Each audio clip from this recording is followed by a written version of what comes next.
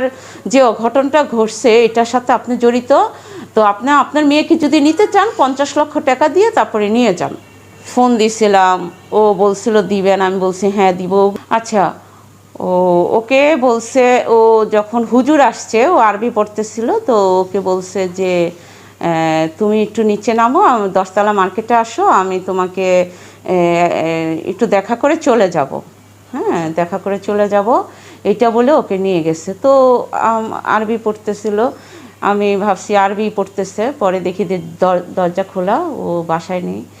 তারপরেই তো ফোন দিলাম, ওই ছেলেকে ফোন দিচ্ছি যে তুমি কি ইকরাকে আবার নিয়ে গেছো বলো। বলতেছে না তো, কেন মিথ্যা কথা বলতেছেন, আমি কেন নিয়ে যাব।